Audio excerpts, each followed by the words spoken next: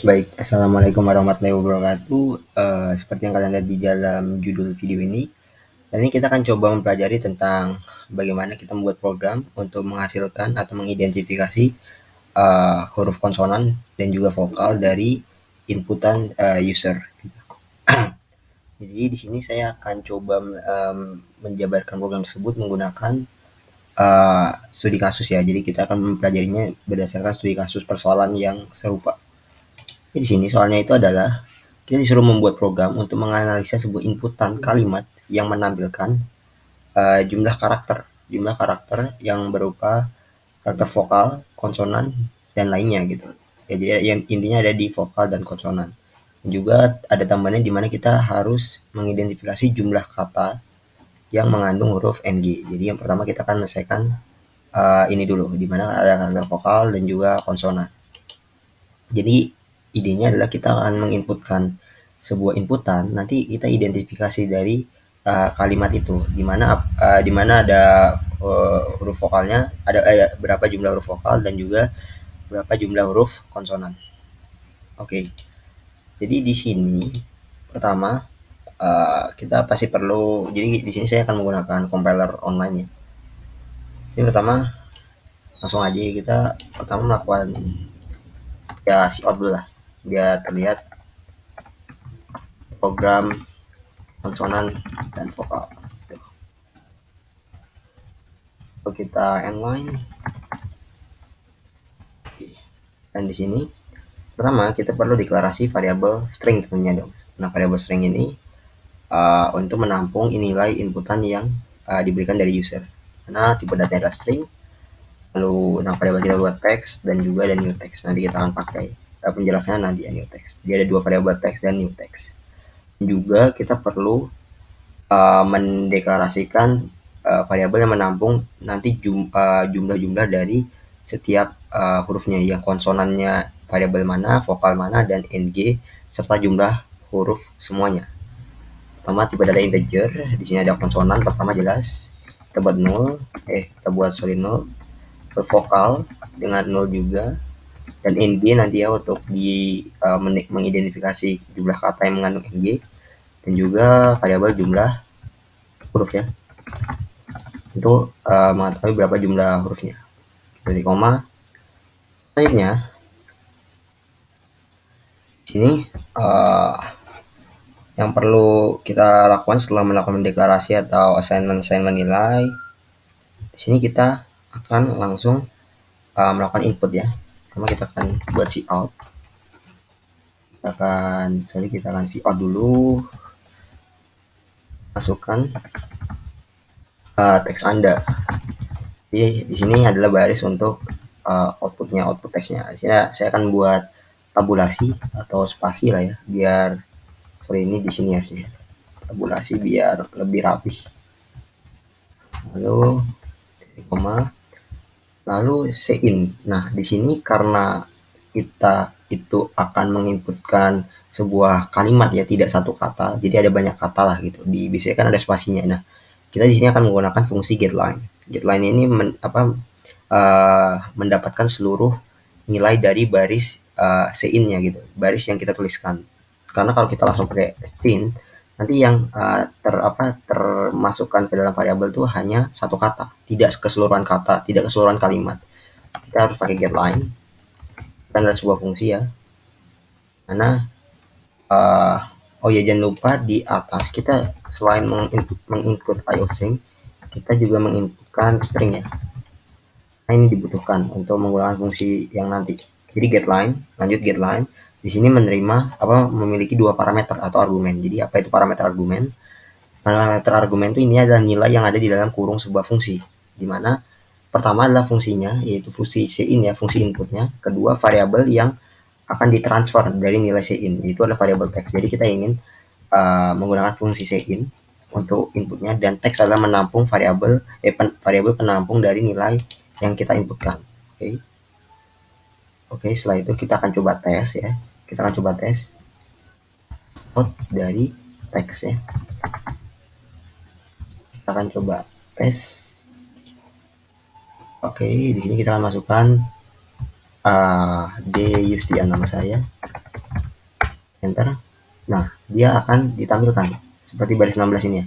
Jadi di sini ditampilkan karena kita melakukan outputnya. Oke, lanjut. Setelah itu, setelah berhasil melakukan inputnya, di sini kita akan melakukan identifikasi. Di sinilah proses ya program dari huruf vokal dan konsonannya. Lalu kita akan lakukan out dulu dan juga buat baris baru ya. Dan kita akan buat ini biar lebih rapi. Terus and line tentunya. Setelah itu, di sini saya akan menggunakan metode iterasi, di mana iterasi itu adalah melakukan perulangan.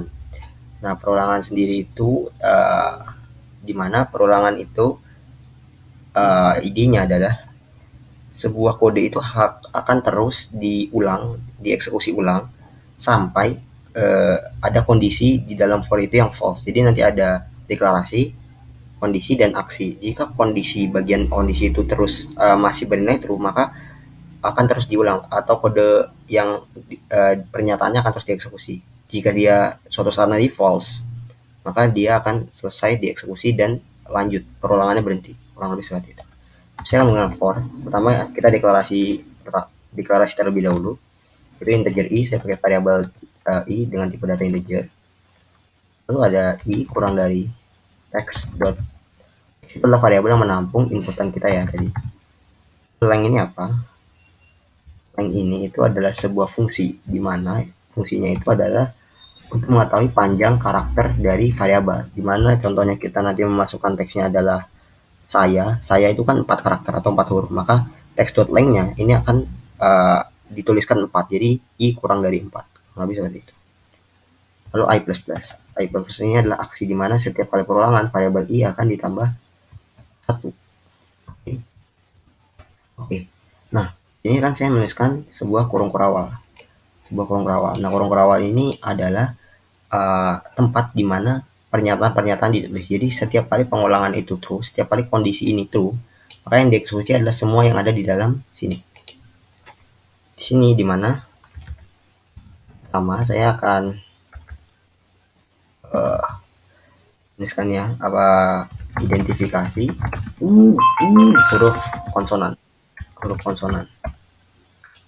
Ini kita akan mengidentifikasi huruf konsonan. Jadi huruf konsonan itu apa? Maaf kok konsonan. Saya akan tulis huruf vokal. Huruf vokal itu apa? Jadi kan dalam abjad itu kita ada alfabet itu ada A sampai Z. Nah, huruf vokal itu adalah huruf-huruf yang terdiri dari huruf A, I, U, E, dan O. Selain dari A, I, U, E, dan O seperti B, C, D, F, G, H, J, dan seterusnya itu merupakan huruf konsonan ya. Oke. Jadi di sini pertama kita akan mengidentifikasi huruf vokal. Jadi pengulangan ini itu akan terus berulang sebanyak berapa karakter dari kata atau kalimat yang kita inputkan dalam variabel teks. Jadi misalnya katanya itu ada 7 kata, maka perulangan akan dilakukan 7 kali, kurang lebih seperti itu. Saya akan pakai if ya, if text. Di sini biar karena ini agak panjang, jadi saya akan coba copy. Jadi gini. Jadi kondisi dalam if-nya itu kayak gini. Nah, lihat. Ini adalah kondisinya teman-teman. Kurung kurawal adalah kode yang akan dieksekusi. Jadi semua kode yang di dalam ini akan dieksekusi ketika kondisinya ini terpenuhi. Jadi konsep if dan for itu hampir mirip. Kalau for itu jika true dia akan dieksekusi dan dicek lagi jika true dieksekusi. Kalau if ini sama, jika true dia akan dieksekusi, hanya bedanya kalau for itu perulangan, kalau if itu tidak perulangan. Kurang lebih seperti itu. Nah, dalam kondisinya di sini saya ada banyak kondisi. Jadi teks I sama dengan A, teks I sama dengan I, teks I sama U, E, O, dan A besar, I besar, U besar, E besar, dan O besar. Nah, teks ini dan kurung kotak ini merupakan cara kita mengakses indeks dari sebuah variabel, di mana teks itu kan berisi tentang berisi karakter atau variabel atau string dari yang kita inputkan. Nah, indeks ke i ini kita mengakses satu huruf di dalam variabel teks. Contohnya kita sebut tadi saya. Nah, saya itu kan huruf pertamanya adalah S, huruf keduanya adalah A, huruf ketiganya adalah Y, huruf keempatnya ada A. Nah, kalau teks terus ada kurung kurawal ini, terus dalamnya variabel ini kan bernilai adalah 0 ya. Jadi teks itu akan ini akan jadi 0, teks indeks ke 0 gitu. Jadi dalam variabel dalam sebuah string, angka huruf pertama itu tidak dimulai dari 1 tapi dari 0. Ini sama seperti sistem apa? Sistem larik atau array gitu. Jadi kalau ada saya, maka huruf pertama itu huruf S itu dalam kata saya itu bukan indeks 1 tapi indeks 0. Jadi kalau saya memasukkan di sini 0 ya, teks indeks ke 0, maka yang akan di-outputkan adalah S. Maka ini akan mengakses S. Apakah S sama dengan A? Tidak. Atau misalnya ini adalah 2, maka yang diakses itu bukan A, kan saya. Bukan SA, bukan huruf kedua, tapi huruf ketiga.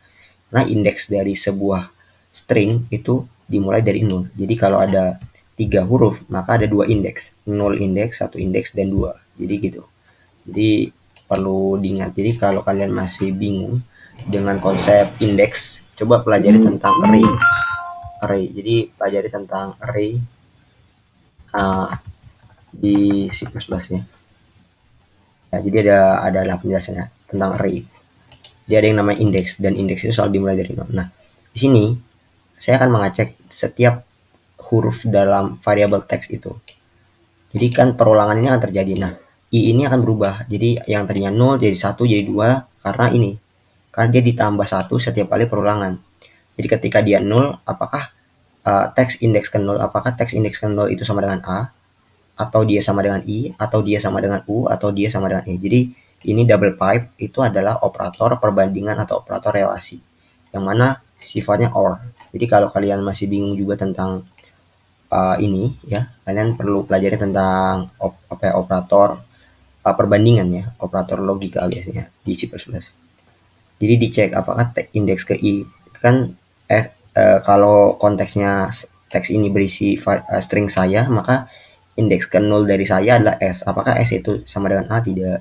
Sama dengan I? Tidak. Sama dengan U? Jadi dicek apakah dia sama dengan A, atau apakah dia sama dengan I, atau apakah dia sama dengan U, atau apakah dia sama dengan E, dan seterusnya. Ini ada yang kapitalnya juga ya.